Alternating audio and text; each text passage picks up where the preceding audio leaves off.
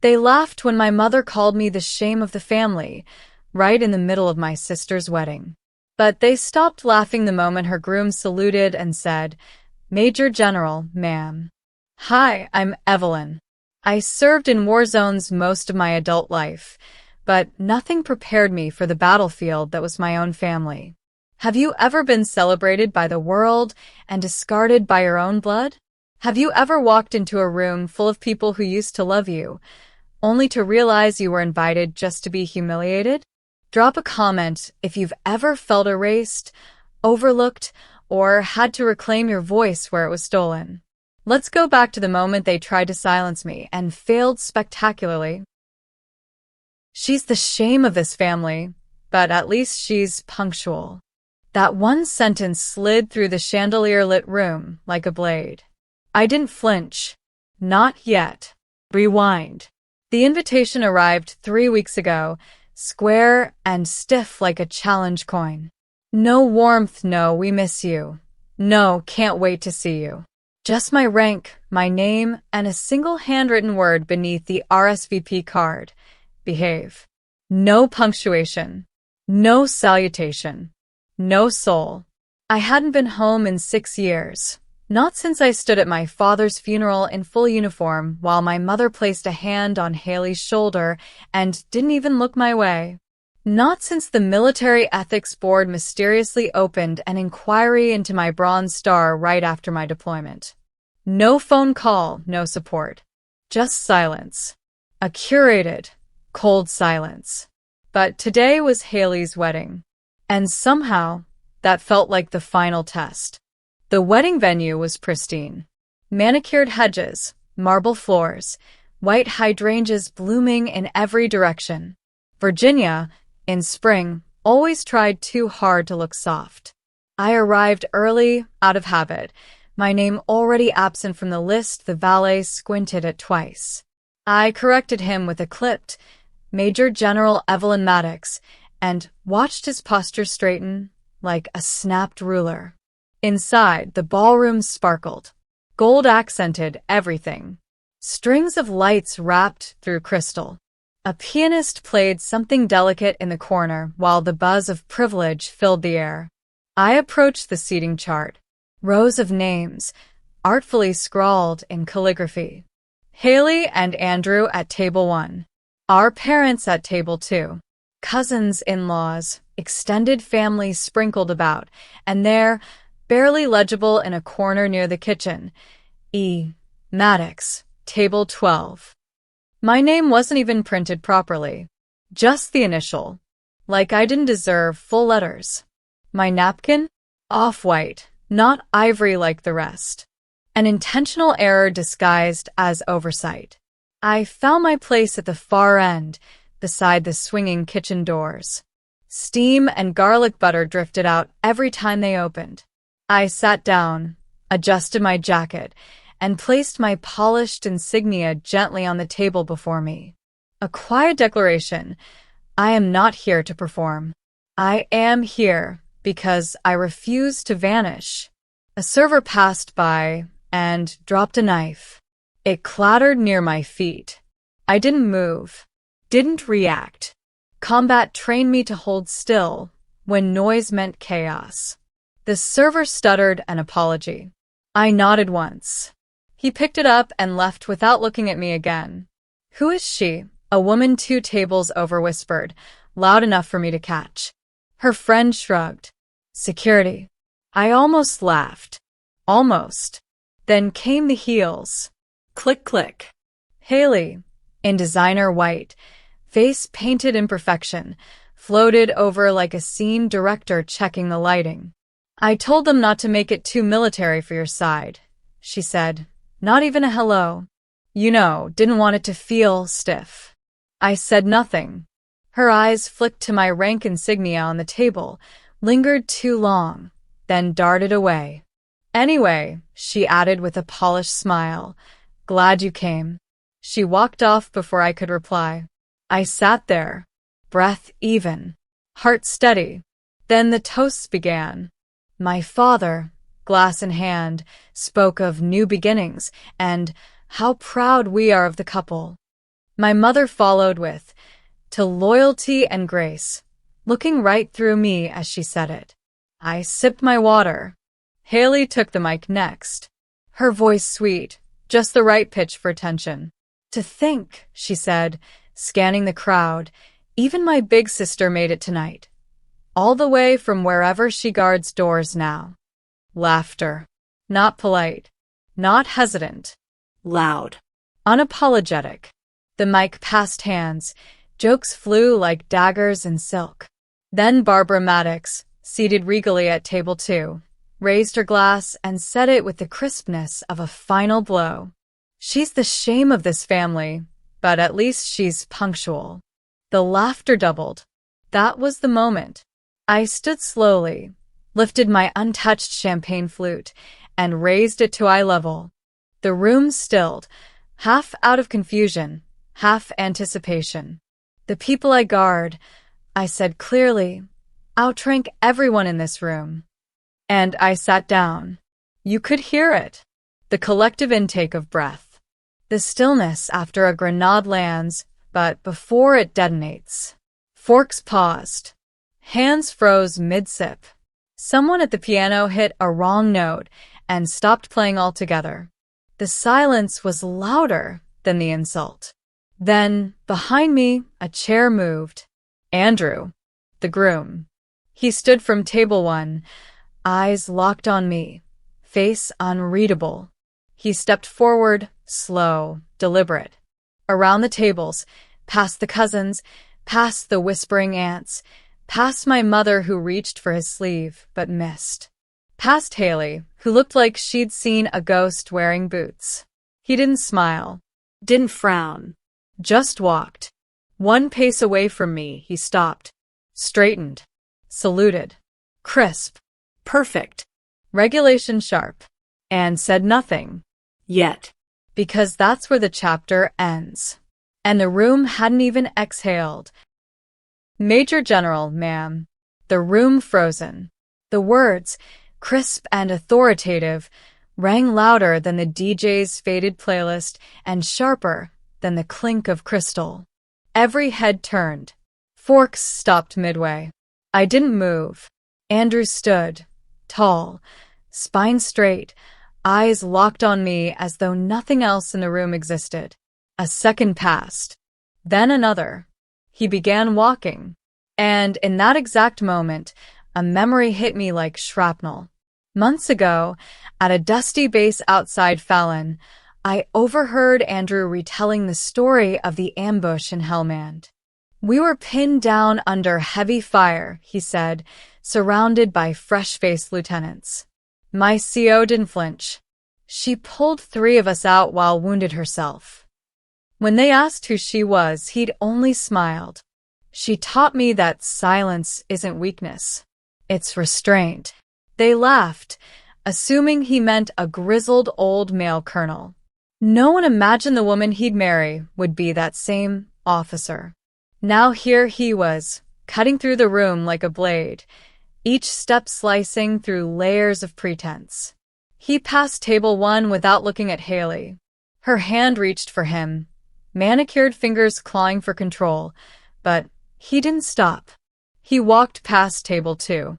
Barbara, rigid in her champagne cardigan, whispered sharply, "Andrew, sit down now." Ignored. He moved like a soldier returning to position, each step slower than the last, deliberate, absolute. He stopped 1 pace from me. Then he saluted. "Perfectly, ma'am." It was as if the chandelier lights snapped into focus. Dozens of eyes followed his every move. I stayed still. "This is Major General Evelyn Maddox," he announced, not loudly but clearly, the kind of clarity that cut through noise. "My commanding officer. Please forgive my wife." Not a defense. A reckoning. Gasps bloomed across the room like startled fireworks. Have you ever had your worth acknowledged by strangers before your own family? That sharp ache when validation comes too late, and from the wrong people. If that resonates, leave a comment with number 7 below. Now, let's see what happened when respect refused to wait for permission. I turned slightly. Haley stood frozen mid-toast, her face blank, champagne flute still trembling in her grip. Her lips parted as if to speak, but no sound came. Then the mic slipped from her hand. It slammed onto the floor with a high-pitched screech that stabbed through the PA system, forcing the DJ to kill the music mid-beat. The clatter echoed like a gunshot. Everyone jumped. Haley fainted. A bridesmaid screamed. The room erupted into a flurry of stunned motion, except for me. And Andrew. He remained locked in salute, and I remained seated, glass steady in my hand. Barbara stood abruptly, chair crashing behind her. "What is this circus?" she barked. Her voice wobbled. "Andrew, stop this now, before the press." Andrew replied, eyes still on me. "She deserves respect." That was all. Just that. Then it began. From the side, near the wine bar, a man in a pressed navy suit pushed back his chair. Colonel Davis. Retired. Slower now, but dignified. He saluted without hesitation. Next, General Park. Then a third, a woman I didn't know but recognized by her bearing. Then another. And another. Within a minute, 6 veterans stood scattered throughout the ballroom, saluting me in silence. And the air shifted. Not in chaos, but clarity. Attention snapped. Power returned to where it had always belonged. I rose, not to provoke, but because silence no longer served them. Andrew stepped back, giving me space without needing a cue. I didn't speak. I didn't need to. All eyes were on me. No pity, no smirks. Just recognition. Someone near the cake table whispered, "Who the hell is she?" "She's the real deal," another voice murmured. Then something flickered in my periphery. A young hotel staffer, near the edge of the bar, held his phone at waist level. Recording. Subtle, but intentional. The red circle blinked. Of course. This would go viral. I let it. My fingers closed around the base of my glass. I didn't raise it. I didn't toast. But the tension in my wrist spoke enough, controlled, practiced, steel beneath skin. A general doesn't shake in uniform. Across the room, the pianist sat frozen, unsure whether to resume or vanish. Guests whispered now, the laughter long gone, replaced by hushed awe. And then, from behind the curtained arch leading to the catering corridor, a figure stepped out. Tall, silver-haired, confident in quiet. I knew him before he reached me. Colonel Mark Sloan. Retired, but still carrying the air of an internal affairs predator. The kind who never smiled during interviews, but always knew when to lean in. He didn't approach the head table. He walked straight to me. The crowd parted without realizing it, like instinct. He leaned slightly forward, voice just above a whisper. "There's something you need to see." My spine stiffened. My pulse didn't quicken. And that's when I realized this was never just a wedding. It was the opening shot. Some betrayals wear heels and pearls. The room was quiet. Not silent in the reverent way, but in that expensive, hollow way 5-star hotel lounges were designed to be. Velvet chairs, sound-dampening walls, a city skyline pressed against the windows like a painting. The tea in front of us had gone cold. Barbara hadn't touched hers. Neither had I. She sat across from me, legs crossed at the ankle, cardigan perfectly pressed, pearl buttons reflecting soft overhead light. She looked like every photograph on the Maddox holiday cards. Controlled. Curated. Classic. But her eyes didn't match the set. A flicker of memory hit me. 7 years ago, a moment as sterile as this one. I was summoned to a boardroom after my name was mysteriously pulled from a promotion list. No explanation, just a thin envelope and tight smiles. It was the week after I declined Haley's first wedding invitation. At the time, I thought the timing was unfortunate. Now I knew better. I opened the leather folio beside me and slid the first file across the table without a word. She stared down at it like it might bite. An anonymous tip, I said flatly. Dated 7 years ago. Accused me of falsifying reports in Helmand. Claimed I was promoted for political reasons. Unstable. Dangerous. Barbara didn't blink. You're a public figure. That could have been anyone. I almost smiled. I slid the second document forward. A military linguistic analysis, level 3 clearance, usually reserved for internal investigations. Cross-referenced against known communication samples. I explained. Holiday letters. Emails. Handwritten notes. She didn't move, but her hand twitched slightly against her thigh. Result. I tapped the summary line. 96% match. Haley Maddox.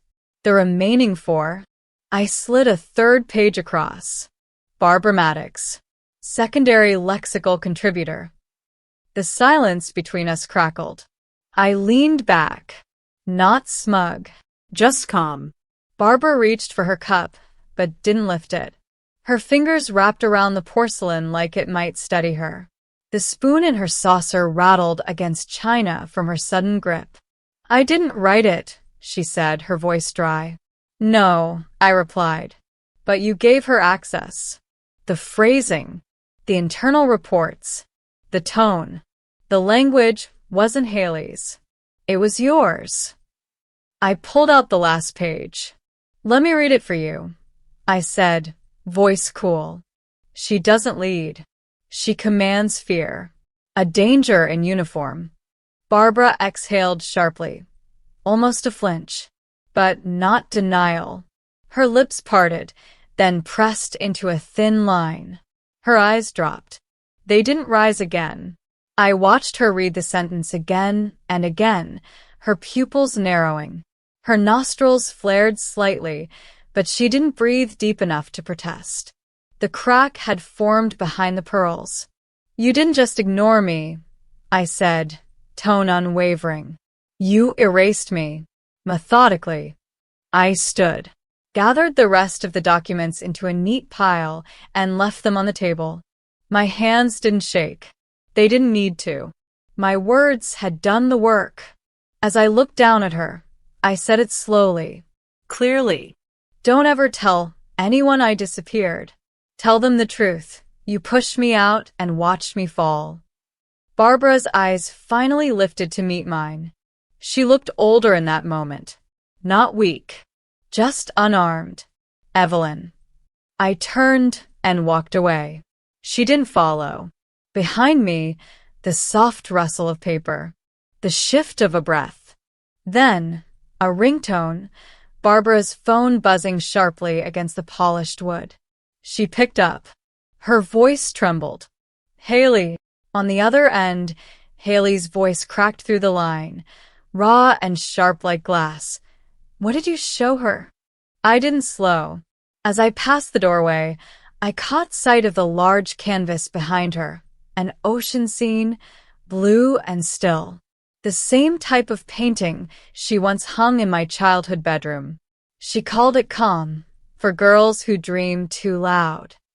A server entered from the side hallway just as I reached the elevator. He paused briefly, looking uncertain, then approached Barbara. Ms. Maddox, he said, placing the check softly on the table. She didn't respond. Her hand hovered briefly toward her tea, then fell away. Before stepping fully out, I turned back.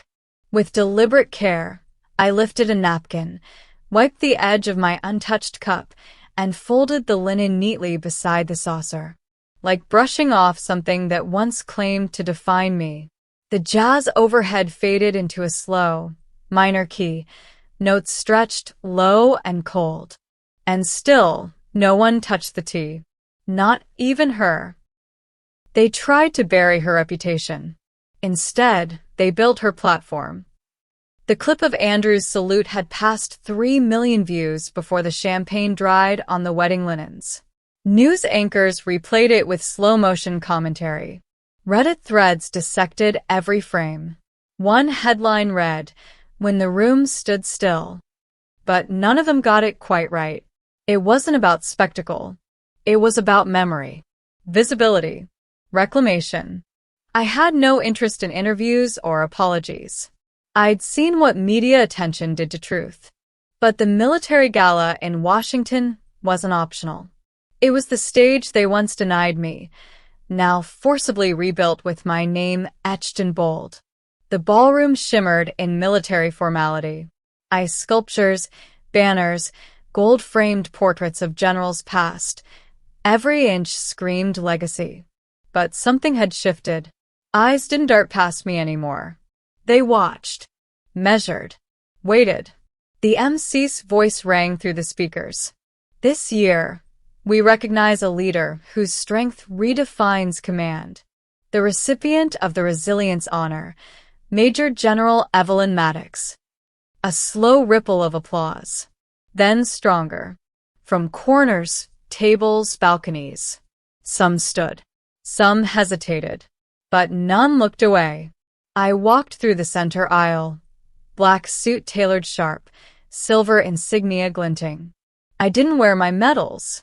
Not because I didn't earn them, but because I didn't need to prove what silence had already screamed. Table 9. Barbara. She sat flanked by former admirals, draped in her signature pale blue. Her smile was painted on, but her hands betrayed her. Fingers clutched the program too tightly, nails biting into paper. I passed without pause. Just before the stage, a young girl in a miniature uniform stepped forward from the crowd. 7, maybe 8, holding a program and a Sharpie. "Can I take a picture with you?" she asked, voice small but clear. I knelt to her level. "Only if I get a copy." Flash. Her father clapped quietly behind her. A colonel. I saw the pride in his eyes, the future already written in his daughter's stance. Behind me, someone whispered near the press pit, "This woman doesn't need revenge. She rewrote the battlefield." I stood beneath the podium lights, the silence in the room thick but electric. The moderator offered a handshake and leaned in. "Camera feeds live. National network." I nodded. She spoke into the mic, "General Maddox, what would you say to those who questioned your loyalty? Who tried to discredit your name?" I looked directly at the lens. "I'm not here to silence anyone," I said. "I'm here because the truth made too much noise." The room stilled. Then, thunderous applause. Louder than before. Intentional. Measured. Transformative. A journalist stood.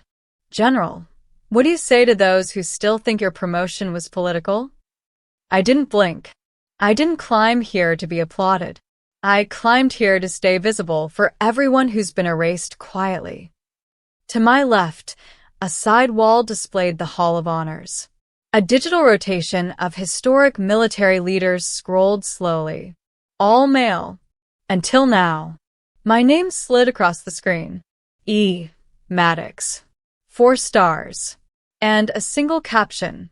"Resilience is a rank they never trained for." Gasps from the crowd. Someone wiped a tear.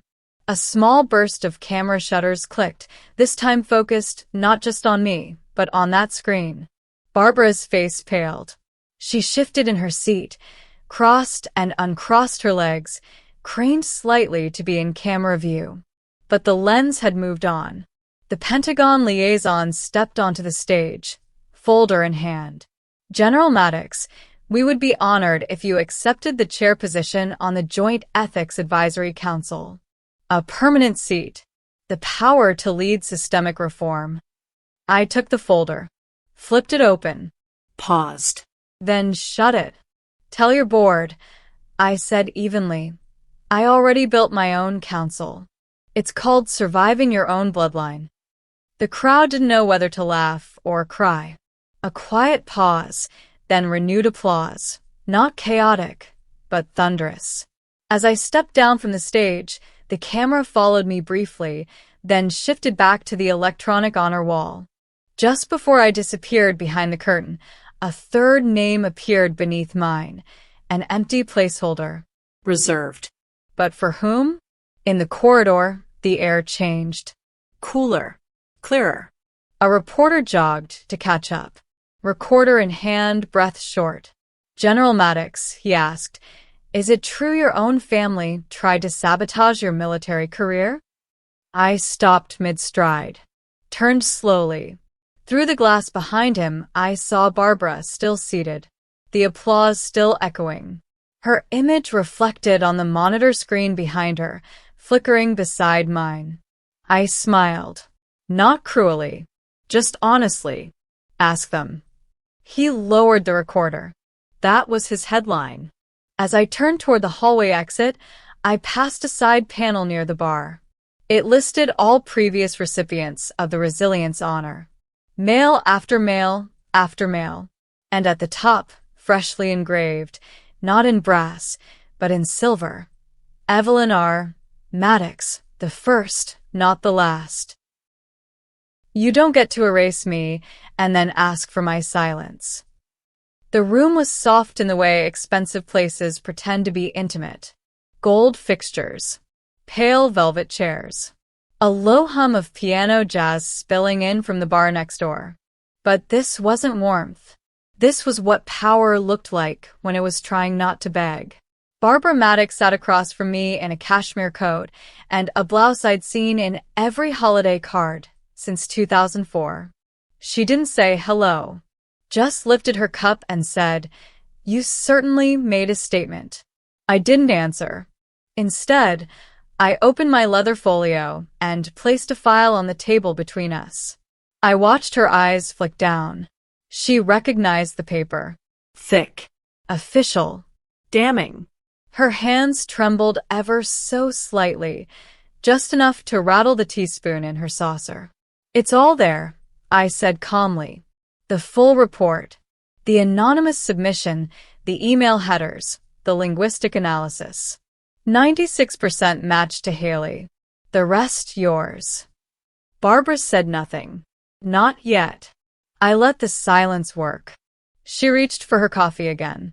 Her hand brushed the edge of the folder, but didn't open it. "I wasn't prepared," she said finally. "None of us were. Not Haley. Not me. Not even your father, if he was still." Haley fainted. I cut in. "I noticed." "She has sensitivities," Barbara muttered. "She never wanted it to go this far." "Then why send it?" I asked.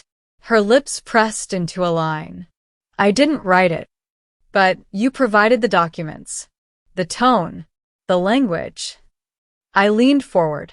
"You gave her the words." Barbara's mouth opened, then closed. "I thought if we could just slow things down, if your name wasn't tied so tightly to controversy, maybe she'd have room to be what?" I asked. "The good daughter? The visible one?" She looked away. Across the room, a flat screen above the bar was playing silent footage of the gala. My face on stage. The banner beneath it read, "General Resilience, a voice for the erased." "I didn't want this to be our relationship," Barbara said quietly. I laughed once. No joy. "You didn't want a relationship at all. You wanted quiet. You wanted compliance." She winced. "I was trying to protect the family," she said. "No," I said, sharper now. "You were trying to protect the story." She finally opened the folder. "Read the highlighted passage at the bottom. She doesn't lead." I quoted from memory. "She commands fear. A danger in uniform." Barbara's fingers curled over the edge of the page. "I was passed over for a star because of that sentence," I said. "You don't get to erase me and then ask me to play nice." She looked up. "I came today," she said slowly, "to ask if you'd consider issuing a statement. Just something neutral. Something to cool things down." I stared. "Let me get this straight," I said. "You want me to lie, to protect your discomfort? Have you ever been pushed aside, then asked to help clean up the damage they caused?" That moment you realize you're not family, just a fallback plan. If that's ever been your truth, drop a 6 in the comments. Now, let's follow as I finally choose myself. Barbara flinched. I was trying to keep our image from breaking, she whispered. And I broke instead, I said. For a moment, her mask cracked. I saw it in the way her fingers gripped the cup, the way her shoulders curled inward like someone trying to hold herself together from the inside out. You have to understand, she said. We were scared. You were different. Loud. I wasn't loud, I said. I was visible. That scared you. She blinked, and for the first time, I saw something close to shame. Not regret. Not yet. But the edge of it. I never stopped loving you, she tried. No, I said. You just stopped calling. Silence. Not heavy, just final. I reached into my bag one more time and slid a single white card across the table. Barbara picked it up, turned it over. No name, no rank, just 3 words. I survived quietly. She looked back at me, eyes glassy but dry. I finally love myself enough, I said, rising from my chair, to choose distance, without guilt. Barbara's lips trembled. Evelyn, I paused. Don't say I drifted. Say you made it too dangerous to stay. And I walked away. She didn't chase me. As I passed the reception desk, the hostess glanced up. She must have recognized me from the news. Her eyes widened slightly, but she said nothing, just nodded once, quietly respectful. Outside, the wind had picked up. A chill against the skin, but I welcomed it. Hours later, in a coastal town south of Amalfi, I stepped into a modest real estate office. The agent smiled when she saw me. Miss Maddox, she asked. Not anymore, I said, signing the deed. Change the nameplate. To what? I handed her a note. She looked down and read the 3 letters, then grinned. E. Resilience. They made me unforgettable by trying so hard to erase me. The sun crept in gently through the lace curtains, casting golden light across the stone floor. My bare feet touched the cool tile as I crossed the room with a cup of espresso warming my fingers. Outside, the Amalfi coast stretched wide and endless beneath a pale morning sky. This was the kind of silence I had never known growing up. Not the cold, shaming hush of judgment, but a silence that asked nothing, judged nothing, demanded nothing. The house was small. Whitewashed walls, ivy-covered windows, a blue door that squeaked just enough to feel real. I had once been told I didn't deserve to live here, that this address wasn't appropriate for someone like you, that someone being me. Now the gate held a new nameplate. Not Maddox. Not General. Just E. Resilience. I stepped onto the terrace. The sea breeze carried salt and citrus. Below, the waves danced against the cliffs like they'd been doing for centuries. I breathed in. No salutes. No commands. Just air. A knock echoed from the stone steps. I opened the gate to find a boy, barefoot, tousled hair, cheeks flushed. He held a small basket with bread and olives. He beamed. Were you really a general? I tilted my head. Once. Now I'm just someone who decided not to disappear. He giggled, handed me the basket, then darted off, his feet smacking the stone path as he vanished into the sunlight. His laughter lingered, light as air.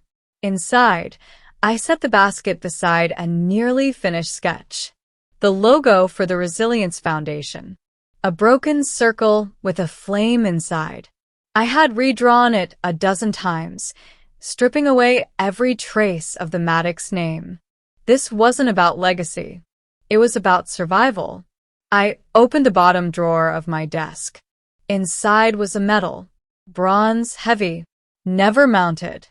still in its velvet box. I'd earned it in Kandahar.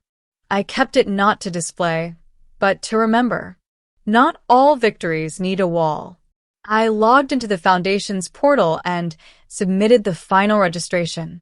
Our mission: to protect and rebuild the careers of service members betrayed not by enemies, but by family. The first name in our archive? Evelyn Maddox. Status: reclaimed. Note me. But not forever. Later, I placed a single-framed print on the entry table. Not a portrait. Not family. A map, creased, edges worn, with red pins piercing places from Baghdad to Kandahar to Seoul. Every outpost, every front, every command I had taken alone. A quote rested below the frame. This is where I chose to stand, even when no one stood with me. The wind moved the curtains as I stood in stillness. In the background, the soft sound of an old piano piece drifted from the speaker. Minimal, unresolved. The kind of music that lets your bones rest. From the terrace, I could see villagers setting up their fruit stalls. A woman I'd come to know waved from a distance. Every Tuesday, she gave me basil for strength, even when I didn't ask. I walked to the market. On the way back, a man stepped forward with hesitation. Sorry, this is strange, but are you Evelyn Maddox? I smiled politely. Not anymore. He looked puzzled, but I kept walking. At home, I returned to my notebook. A leather-bound journal I kept hidden beneath the desk. Its title, Quiet Survivors. Inside were stories, not files. Stories from people like me. The first page read, Evelyn Maddox. Erased. But not silent. Carter M., Navy, discharged after whistleblowing on uncle. Aisha R., Army, sabotaged by spouse. I flipped through slowly. These weren't statistics. They were lives. And I would no longer carry them alone. I pulled out an envelope from the drawer. Barbara's handwriting. I didn't realize how far you'd climbed, she had written. I wish I had seen you then. But she had seen me. She just chose not to. I placed the letter beneath the others. Then shut the drawer. Gently. With finality. Evening came with gold light bleeding into the sea. I returned to the terrace. Poured a glass of wine. Sketched the last curve of the flame in our logo. Then tucked the pencil away. And just when I thought the day had finished, there came another knock. Faint. Almost hesitant. I opened the door. No one stood there. Only a sealed letter on the stone. No stamp. No signature. Just 2 sentences. My sister needs help. They did to her what they did to you. I stared at the note. My hand trembled, not with fear, but with memory. I looked out over the horizon. The sea didn't ask questions. It simply endured. Beside the ledger on my desk, I kept a silver pen. My fingers found it. I didn't write a word, but I didn't set it down either. From outside, the camera would pull wide. Slow. No music. Just waves against cliff. Curtains shifting like breath. Fade to dusk. And the quiet knowing of someone who no longer needed permission to exist. I found peace not through acceptance, but through refusal. Refusal to be erased, to be silent, to be less than who I am. They tried to bury me with shame, but in the end, I rose not with vengeance, but with clarity and choice. Sometimes justice isn't loud. It's choosing your own name, your own home, your own silence. Betrayal taught me the cost of visibility. But it also taught me that dignity only grows stronger when it's tested by the people who should have protected it. Have you ever had to walk away, not to hurt them, but to finally protect yourself? If this story reminded you of a silence you've survived or a voice you reclaimed, I invite you to share it below. Let someone know they're not alone. And if you're still walking that path, know this: healing is not weakness. its power with the volume turned down.